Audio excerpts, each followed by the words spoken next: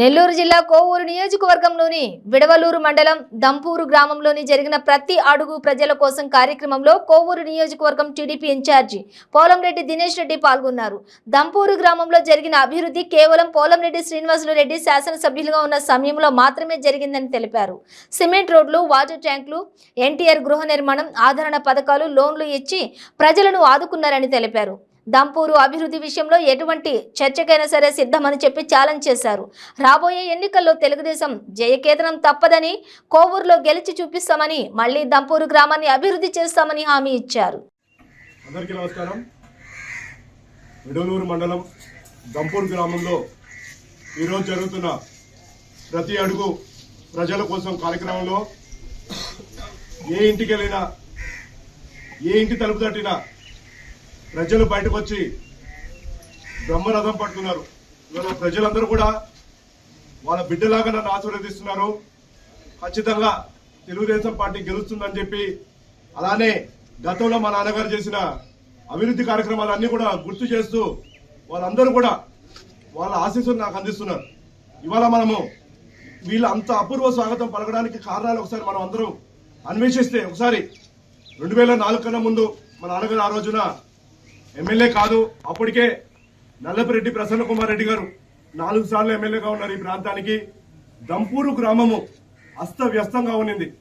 రోడ్లు లేవు, సరైన కనెక్టివిటీ లేదు, పొలాలకు వెళ్లాలంటే డొంకల మార్గం, అలా చాలా అస్తవ్యస్తంగా ఉన్న ఈ దంపూరు గ్రామాన్ని మా నాన్నగారు ఎమ్మెల్యే అయిన సమయానికి 2004లో ఎమ్మెల్యే అయిన తర్వాత దంపూరు గ్రామంలో ఏ రోడ్డుని వదలలేదు. ప్రతి రోడ్డుని సీసీ రోడ్ చేయడం జరిగింది. ప్రతి పొలానికి లింక్ రోడ్లు వేయడం జరిగింది.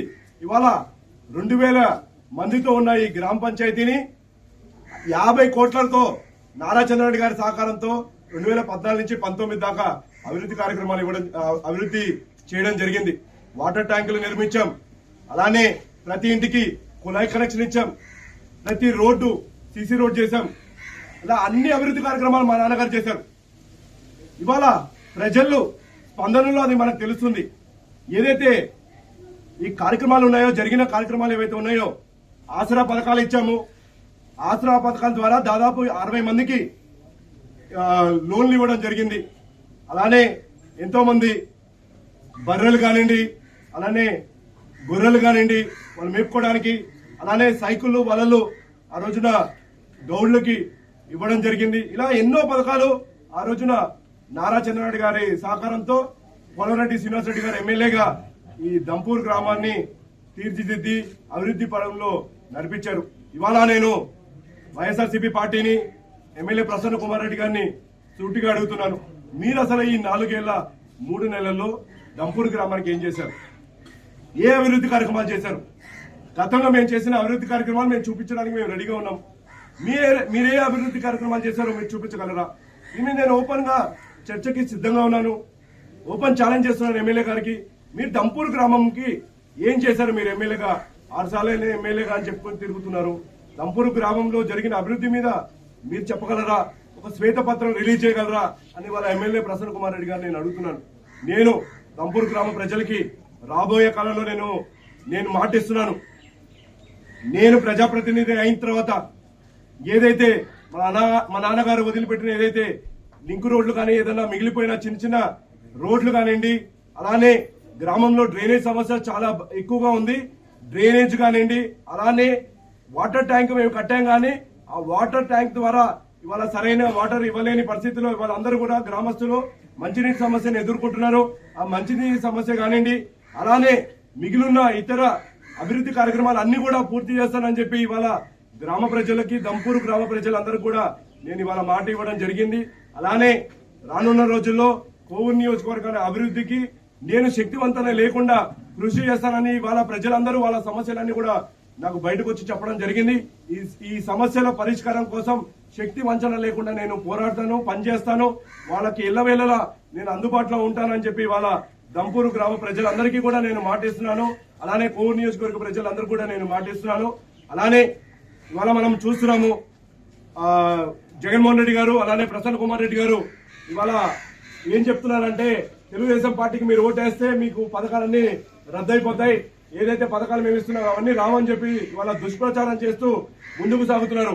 తెలుగుదేశం పార్టీతోనే సంక్షేమం ఈ రాష్ట్రానికి దేశానికి పరిచయం అయింది. సంక్షేమాన్ని ఈ రాష్ట్ర ప్రజలకి దేశ ప్రజలకి పరిచయం చేసిన పార్టీ తెలుగుదేశం పార్టీ. మేము మరింత సంక్షేమం ఇస్తాం కానీ ఎప్పుడు కూడా సంక్షేమం తొలగించే పార్టీ తెలుగుదేశం పార్టీ కాదు.